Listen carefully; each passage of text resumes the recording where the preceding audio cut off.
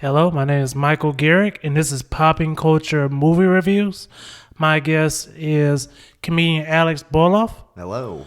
We're going to be reviewing the movie Avengers Endgame. Alex chose the movie. Before we review the movie, this will be a complete 100% spoiler review. But before we spoil the movie, Alex, would you advise that they watch it? Oh, of course. It's one of the best movies that's been made ever of all time. Nice. Nice. Do you feel like they need to watch all the movies beforehand to enjoy it? You should 100% watch all the other greatest movies that were ever made of all time. It's 10 years worth of movies. It's worth it. Nice. I would also agree that you need to watch this movie. It's definitely good. It's 3 hours long, but I promise you the 3 hours goes by fast. Well spent. And if you truly want to enjoy it, please watch all the movies beforehand. If not, at least watch the 4 movies before this one came out. But yeah, everything past this point will be spoilers. All right. All right, let's spoil the shit out of this movie. Exactly. Avengers Endgame. Before we get into the movie, we come off a Film Award, and we have to wait a year for Avengers Endgame.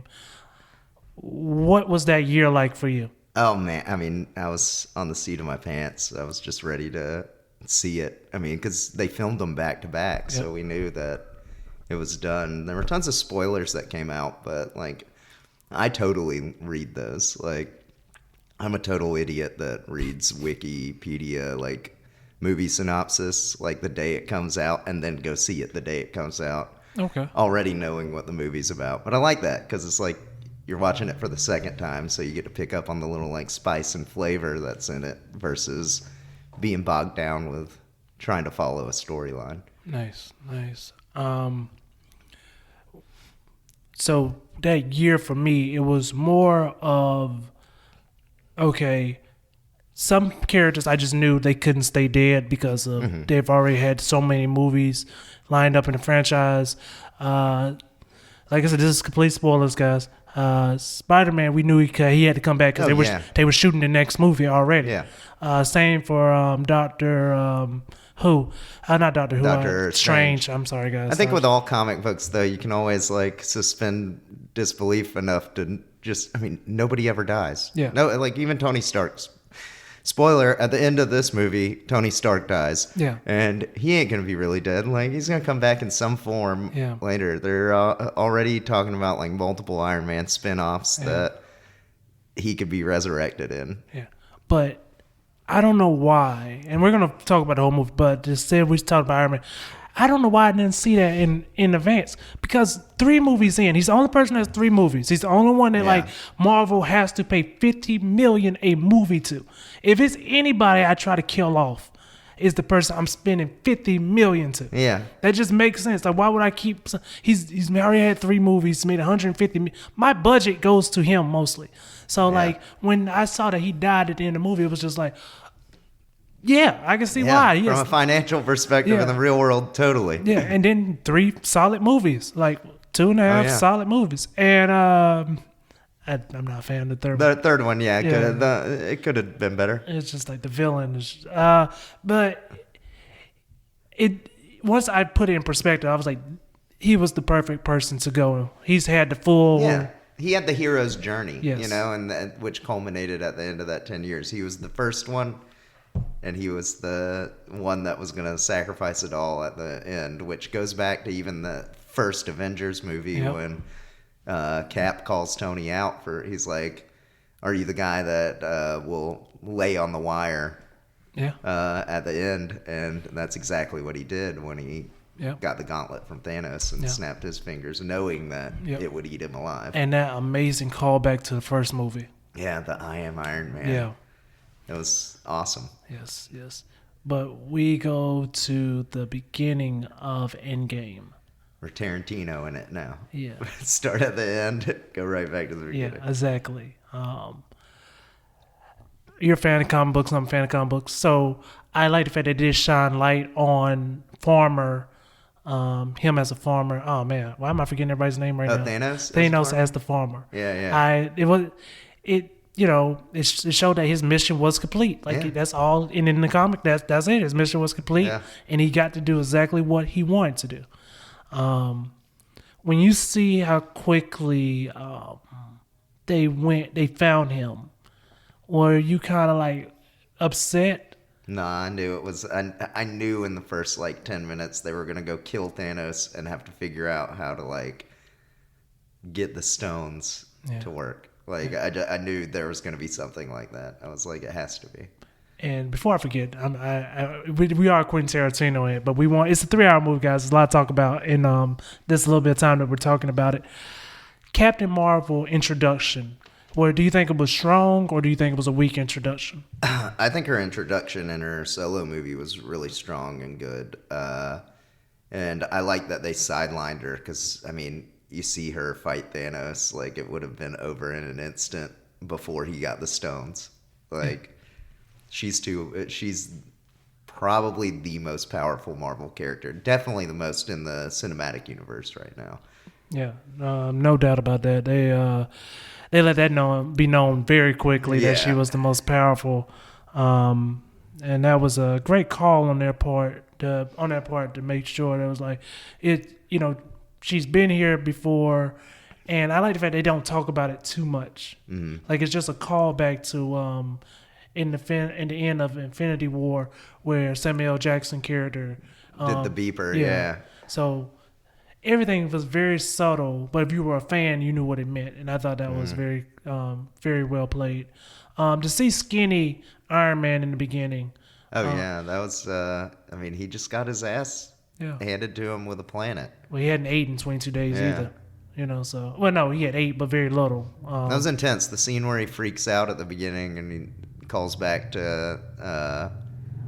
When Cap said, if we lose, we'll do it together. And they didn't in Infinity War. They fought against one another the whole time. Yeah. Or up to that point, they were factioned. Yeah. Fractured. Yes. Yeah, sorry. No, I got there eventually. You got there, buddy. So Thor cuts his head off. He aims for the head. Yeah. And then you see this time jump. 5 years. And that time jump, that was the only part of the movie. Honestly, a lot of things in the movie surprised me, but that was the biggest because no one had leaked it. I didn't read any leaks. Yeah. Any leaks that I might have saw never said anything about a time jump. So when they jumped in time, did you automatically know, okay, they have to go back in time now? Yeah, I read leaks that it was going to be a time travel, time heist kind of thing beforehand. Okay. The only leaks I got were... Ant-Man crawling up Thanos' butt and blowing him up. That was the prevailing fan theory on Reddit. Yeah. My biggest thing, and I think besides like if you read leaks, but I try my best not to Google toys. Because if you look at toys will tell you the whole story. They'll tell you all the like... cameo characters that would have been like a surprise to see. Yeah. Toys will give away a lot of the story. But 5 years in advance, you catch up with Captain America at this group sitting with this group of men. I think it was maybe 1 or 2 women. That's like a support group. Yep. For people after the snap. Yeah, and I loved that name. The snap was the perfect name. Like they didn't try to Netflix it where it was like the event. They wouldn't. Well, I like how they in the Spider-Man Homecoming, the first movie after that, it wasn't Homecoming. It was Spider-Man Far From Home, where they referenced it and everybody like in. Only people that knew that a snap happened were the Avengers, and everybody else didn't. What would they call it? And they called it the blip. Yep. Oh man, they nailed it in that one because you remember all the kids came back and it was like, hey, he's that one kid's like now. grown. Yeah. Wow, we're talking about everything but Endgame. Yeah, seriously. I mean, that's the thing. Like, you can't really talk about Endgame without talking about the other 10 years. That's why. We advise watch all of them. They're great. Sure. Yeah, they are. When you found out Iron Man had a daughter, to me, if it was any sign that somebody was going to die, that was kind of it. Yeah, That's the only time I was kind of like, oh. When you saw Iron Man happy and living like a life not bogged down by superheroics, yeah, of course he's gonna die. Yes. 100%. Yes. Now here comes the part they try to ask him to help them. He says no. He does what Iron Man does. He says he's going to help him, and he figures it out on his own, and then he can't help but help him. He figures it out in less than Tony Stark, man. He's the genius, billionaire, philanthropist. If I'm not a fan, if I don't watch 10 movies before, if I watch it with new eyes, yeah. If I put this movie by itself, how do you feel about that? I mean, by itself, you got to watch Infinity War before you watch it, or else like you're totally like in the middle of a story. So honestly, what we should have done is like do these as the 2 movies. All right, rewind it to Infinity War. I was thinking of that, but I was like, no, I don't want to make him watch like 6 hours. Make me watch. True, you don't got to twist my arm to show me a good time, man. True. But putting both of the movies together, even if we put both of these movies together, with him finding out time travel within maybe, let's give it 3 days. Yeah. Would you say if you didn't watch the other movies, would that take away from it? Or do you like the fact that they just skipped over it? Like, yeah, it happened and we're here. Yeah, I like it. I like the fast forward in it because, I mean, what's the story to tell? Okay. There, sure. Them just trying to scramble, and they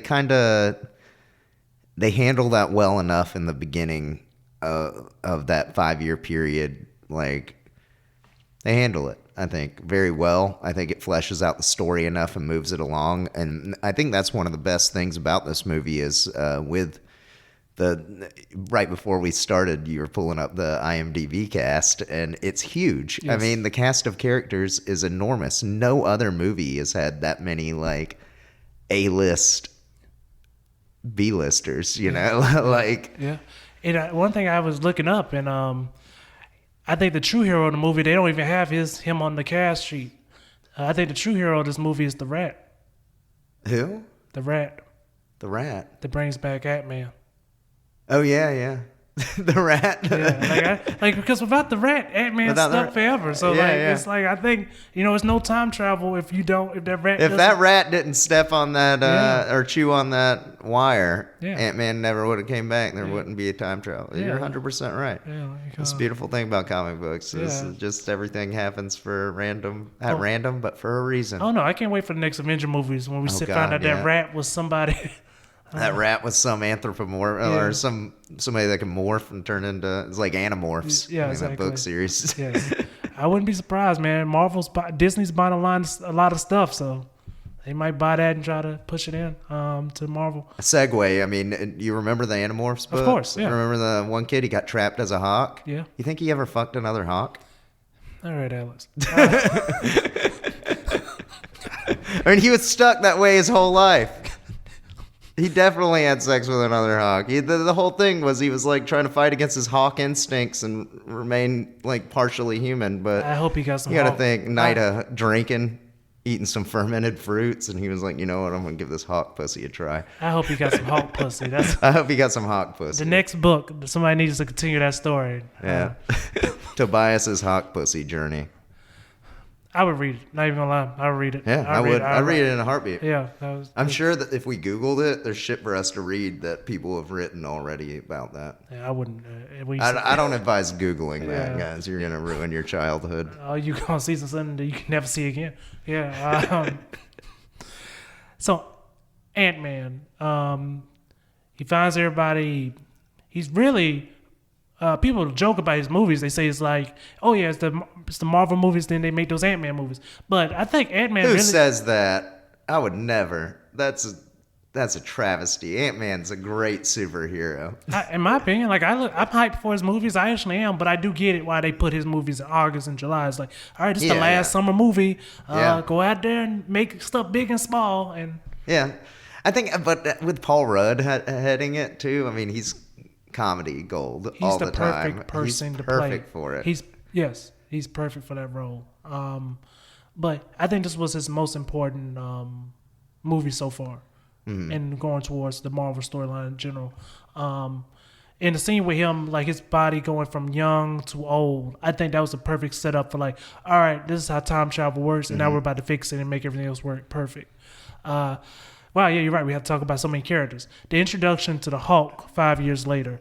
Do you like the fact that they didn't show? They were just like, hey, yep, I made it work. Yeah, there was supposed to be a cut scene at the end of Infinity War where, like, after the Battle of Wakanda, he comes out and Nat finds him as the Hulk, but he's like Smart Hulk. Okay. Then, and like, but they kind of like changed it up. It seems like he did it in a lab and figured it out after the fact in those 5-year in that 5-year time jump, and it's cool too. It worked out fine. It was it seemed like he was operating solo for a little bit, but it was kind of cool to see. I didn't mind it. I liked the way they reintroduced the Hulk. Yeah, I didn't know about that deleted scene, but the deleted scene that's on the Blu-ray is him doing like a Die Hard mission, and it has the same guy from Family Matters. Carl Winslow? Yeah, is it delete? You can find it on the Blu-ray. Yeah. But he's literally giving the same lines kind of Die Hard in that scene. The deleted scene. I know Carl Winslow's real name. I'm blanking on it. I used to just know it off the top of my head. Cool. I don't know it. He's a great actor, though. Yeah, he's great. Yeah. A few years back, there was a meme floating around. It was like Call of Duty Black Ops when that came out, and it was Call of Duty Black Cops. Yeah. And I was like, this is brilliant. Yeah. He always plays a cop. Yes. Yeah. Yeah. It was my second cousin got to meet him in San Diego, and he's gay, and for some reason. But he's gay, and Carl, the guy that plays Carl Winslow, and he was just like, I guess wherever they were, he was just like, whoa, he was like, he just couldn't put it together. He said it blew his mind. He was like, wow, I didn't know he was gay. He's like, he couldn't put the two things together. He was like, this is like a figurative father figure for him growing up. And he was just like, oh man. Now he's going to call him daddy. Yeah. Beat me to the Maybe, joke. Yeah, he beat me to the joke, Alex. Did I? Yeah. But yeah, pretty much. But yeah, the way, they introduced the Hulk. I think they did that 5-year jump actually helped push the story better. Totally. I mean, like, think about it. It would have been another hour for them to like cover everything in a fully fleshed out way. Yeah. Because most of the movie telling is show don't tell. Yeah. But with that 5-year mark, it was like, no, the Russo brothers were like, we got a great opportunity to just tell what happened in 5 years. Yeah. And I thought that was definitely worked into their advantage. So now we get to... Let's fast forward to the time heist. Yes. Yeah. Yes, exactly. What did you think about them going separate ways? When you first saw this person's going here, this group is going here, this group is going there. At that moment, I said to myself, Hawkeye is about to die. But he didn't. Yeah. But when I saw that group and how everybody split apart, I was like, oh, yeah. I thought it was going to be Hawkeye too myself. I was like, this is... And that was an intense scene when Hawkeye and Natasha were duking it out to see who could sacrifice themselves first. Yes. That was nuts. But when I saw them split off, I just was like, all right, something's going to happen bad to each group. And something did. Like, Tony and Ant-Man failed getting the Tesseract. Cap and Tony had to go back in time and even further and figure it out. The Hulk had to spend his time arguing with the with the Ancient One for the stone, and then Scarlett Johansson died, and then Nebula got captured. Yep. It was. I knew something bad was going to happen to each one of them, and it did. Yeah, but like you said, that was a scene with Scarlett when she died. It was just a very, very powerful scene. And another powerful scene was Iron Man and his father. Yeah, that was a really powerful one, and that was interesting because it's like, did Tony talking to his dad influence the way that his dad raised Tony? And that's like you're your own grandpa paradox almost. Like, it was one of those scenes where it was like, because Iron Man had 3 movies, his arc has been completely told. But when I saw that scene, it was like, no, it was more of the story to be told. Yeah, like totally. that was very much like, okay, wow, I didn't even think about that one little speck that we didn't know about. And it's not that we didn't know about, we couldn't see it till then. I think through all the movies, it was kind of like apparent that he had a strained relationship with his father and whatnot. That's why he had that whole thing that was resurrected for Mysterio from Far From Home. Yeah, that brain dance thing. Yeah. The thing that would project the holograms and whatnot to where it was barf. Yeah. Yes. Never mind. It's brain dance is a thing from Cyberpunk. Been playing that lately? Trying to. It keeps glitching, but trying my best. I hear it's no fun on consoles. I'm a PC gamer myself. Me too. Yeah. I've been streaming it. It's been running well now after I patched it. After I downloaded all the patches, so it's running smooth now. But and then we get to, like you said, the Hulk. Having that conversation with her name was the what again? The Ancient One. Ancient One. I don't know why I keep wanting to say the Chosen One. She's not Jet Li, but the Ancient One. And just to see how well, like, the Russo brothers and Marvel, like, explain, like, why she can't change the past or why she shouldn't change this. Just 2 sentences of dialogue explained everything that we needed to know. Yeah. You know, where other people, they would try to spend a whole 30 minutes on trying to, and messing up the story. When they just put in 2 sentences, you know, it's clear as day, like, okay, this is why it's this way, and that's it. You know. Yeah, I loved it. The divergent timeline scene where... Yeah, Marvel has a great thing where there's like, we'll explain it in these 2 sentences. If this doesn't make sense, we can always retcon it later. Yeah. So... It's a beautiful thing about comic books. You can retcon. I hope they retcon a bunch with Star Wars now. They already did a bunch, but I mean, like, just get rid of the sequels entirely. I'm fine with that. I don't know, man. I just hope George still keeps the credit, man. Like, I understand we got to make it better, but, like, give George. Well, yeah, for certain. Like, Dave Filoni is saving that universe right now. Him and Jon Favreau. Yeah. Shout out to him once again. That guy's... Okay, and we're going to talk about Endgame, but he brought it up, so I got to say it. Stop making Anakin a good guy. He killed children. Stop. Let him be evil. Hey, he was good in Clone Wars. Yes, we have to keep going back. Yeah. I mean, like... But, like, once he becomes Darth Vader, let's just let it be evil. Like, let's not make him a Force ghost. Let's not try to do all this other stuff. Hey, he was redeemed by the end of it. Yeah, he killed some kids, but it's just like on his deathbed, he was like, I believe in my Savior, Lord Jesus Christ. Like, and then boom, he got into the Force heaven, bro. All right. Yeah. And Endgame, when they got back together... when they were able to get back together, and they noticed some people were missing, not a lot, but because at that point, the only person missing was Scarlet. I'm sorry about that. The only person missing was Scarlet. When they got back together, and the Hulk snapped his fingers. That scene. Yeah. I'm sorry. I'm forgetting the part where they contact the old Thanos. Well, yeah. That was in the.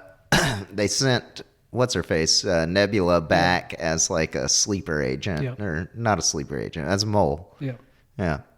And she gets captured. She brought him back right after he snapped and brought everybody back. But that was interesting because later on they touched on it. Like, he was like, I tried to bring Natasha back with the snap and it just didn't work. Yeah. It'd be fucked up if it did and she's just stuck on that planet by herself. Nobody knows. Yeah, just stuck with Red Skull. So, yeah. Thanos' scene when he saw himself get his head cut off was very mind-blowing to me, just because it wasn't a scene of fear. No, he was fully accepting of it because he's like, you know what? I did what I needed to do. I felt fulfilled. Like it's still, everything still gets done.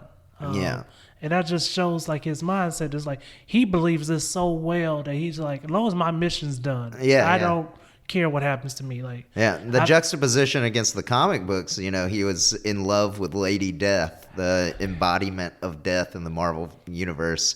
So he wanted to kill half the people to please her. And like, it's interesting. They took the same like effectively pragmatic solution and made it to where it was like he was trying to do good in his own mind. And I love the fact that Marvel listens to his fans, because they could have easily just did the same story over again. But enough people being like, yo, that's why he did it, because of death? Yeah. That just doesn't work nowadays. It was hard. That would be harder to sell, like, without setting it up. Like, and they kind of did at the end of the first Avengers. Like, the post-credit scene was the zoom in on Thanos' face, and the previous line before that was like his guy was going to him and he was like, to to mess with the Avengers would be to court death, and that was like the little like one callback where it was like, oh, maybe they are gonna make it where he's trying to court death. Yeah, the only way they could have brought Death in there. Oh, the only good thing if they brought Death in there, it would have been a great way to slide Deadpool in. But that's it. Because because he was married to her later. Yeah. Who knows? They can always retcon it. Yeah, right? true. Right? True. They can always bring her in later. True. I think they're going to get crazier and crazier with the movies as they go the next 10 years. I mean, they're talking about Kang the Conqueror now. Well, they should, because you can't stay ordinary. Yeah. You know, Guardians of the Galaxy was a big leap, but they just had the right director. And so they finally snapped everyone back. And I mean, no, I'm sorry, they didn't. It snapped everybody but Black Widow and Vision back, basically. Yes. Once that scene happened, did you feel like the movie sped up a little bit, or do you feel like it was still paced well? I think it was still paced well. I mean, like it kind of had to speed up. Like there was that lull, but then it's just like a roller coaster where you hit that one upward slope and then boom, drop. Like, so I mean, definitely it sped up, but like I think it was paced well. Nice. Still, like I at agree. the same time, like it went right into the fight between the big three and Thanos, where it was just Thor, Iron Man, and Cap. And then when Cap picks up the Mjolnir for the first time, I think everyone collectively lost their mind. Yeah. Everyone in my theater went wild. Yeah. But just before we get to that, when he was sitting down and just sat waiting. in front of him, just like, hey, this is gonna happen. Like we know this, what's about to go down. It's just a continuance of his whole thought process of I am inevitable, like that he says so many times through the whole arc. Like, and I love that callback to now we're not dealing with the same Thanos. It's a younger Thanos this time. If you notice, young Thanos was like, I'm keeping this armor on. Yeah, like exactly. Like where old Thanos was like, old Thanos had some of the stones though. I think that was the difference. It's like a new Thanos or younger Thanos got all the stones all at once. The other one kind of built up to where he was like, I don't need armor now. I got 3 Infinity Stones. I can beat anybody's ass. True. Wow, you're right. I didn't think about it that way. I was thinking more of true. I was thinking more if he got cocky, but you're right. With the stones, I would feel more like, what do I have to fear? He knew he was gonna get him one way or the other. Like he had seen the future, and he was 100% confident in what he was gonna do. He was like, "I'll just sit here and wait because they're coming to me. It's my destiny." Yeah, the future's already been set in stone. Like I'm gonna get my head chopped off, but not today. When the battle was going south and he was losing, I feel like he did one of the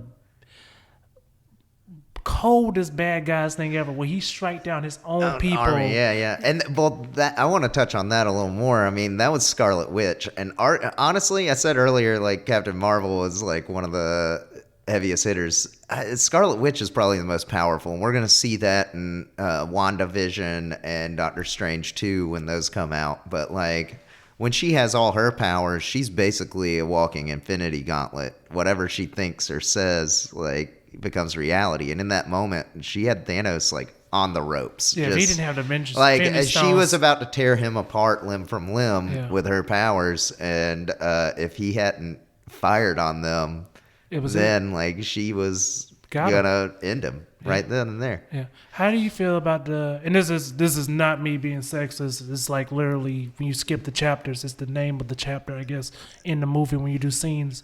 The girls do it right scene. Yeah. No, I mean, it was hype. I mean, it was cool. Like I like seeing Gwyneth Paltrow in the rescue armor and stuff. I mean, like, I'm a comic book fan, and there's always representation of every demographic. So I don't get all like up in arms with people when they're like, oh, like whether on either side, whether they're like, I want more representation or like there was too much representation. I'm just like, everybody's represented in some aspect, and it's cool to see the team ups. Like, I mean, yeah, some of them you're like, yeah, you ain't gonna do shit about all them aliens, but like, I was like, in all honesty, Captain Marvel really didn't need anybody's help. Like, she's gonna be fine. Like, that was the thing. Like, you're right, dude. It's just like hot girl at the club, and then like all her hangers on just want to be associated.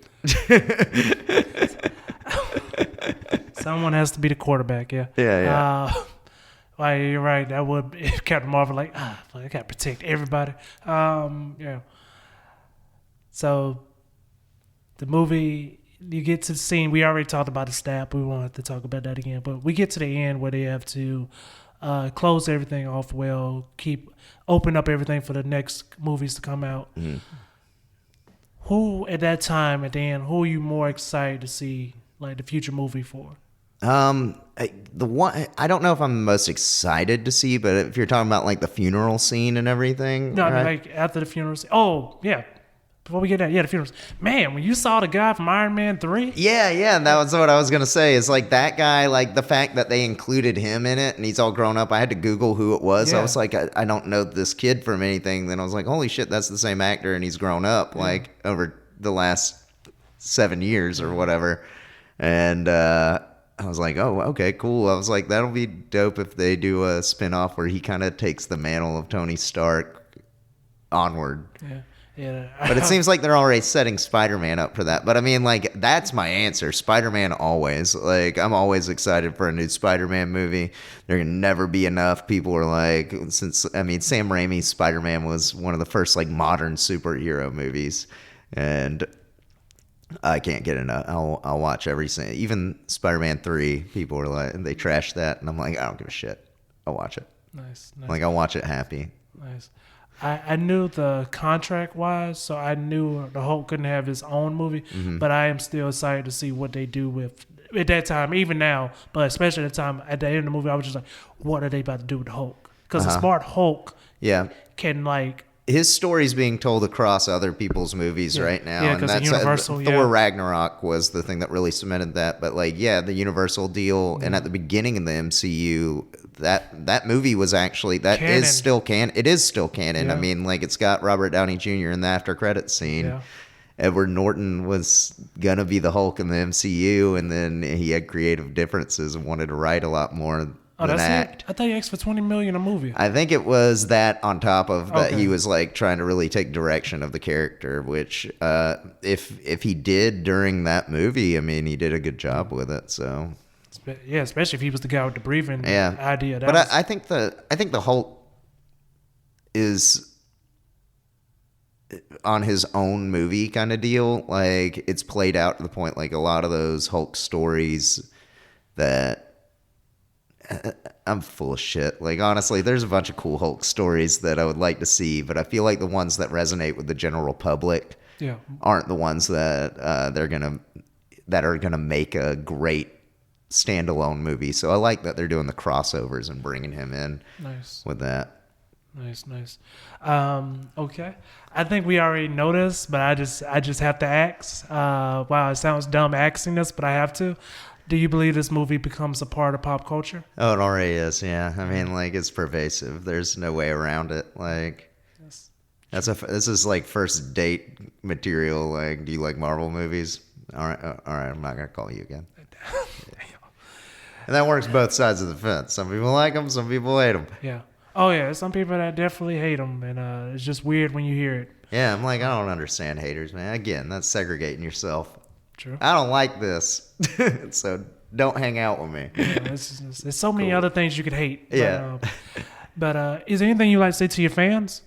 Had a blast being here, Michael. Thanks for having me. Follow me on Instagram, Alex C. Baldauf. That's Baldauf. For those spelling impaired or that just don't want to. It's tough. It's German. I get it.